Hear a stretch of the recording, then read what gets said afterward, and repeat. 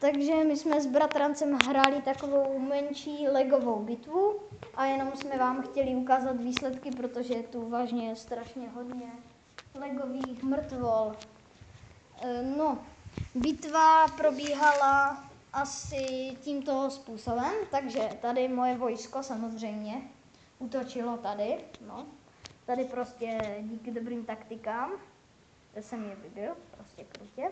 Pak se dále táhl boj tady, věž, která zaparkovala tady, potom, no tak ta šla tam, jenomže nastaly problémy, takže tady zastavila a tady se vypálila celá vesnice, tady tahle. Zase plno chcíplí, někteří tekli tam dozadu, to bude potom.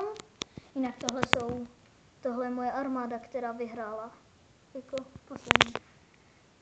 No, potom tady nastaly problémy, pořád dlouho, asi půl hodinu tady byly problémy, něco, pořád se spáchávali atentáty na nejlepší vojáky, kteří pořád všechny moje zabíjeli. Tady byl jeden atentát, kamikaze drak.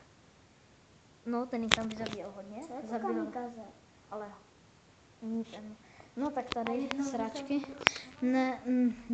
Ne a no tak tady, tak toto vypadá asi ze zvrcha. Ty mrtvoly všude. A potom se táhnul boj po tady šel. Tady byl jenom takový malinký boj.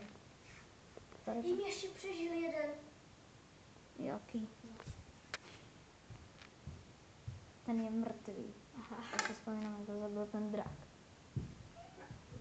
No a to je všechno. Tak já se s váma asi rozloučím. Ahoj. Rozloučí se s váma i bratranec a moje sestra Emma. Bratranec.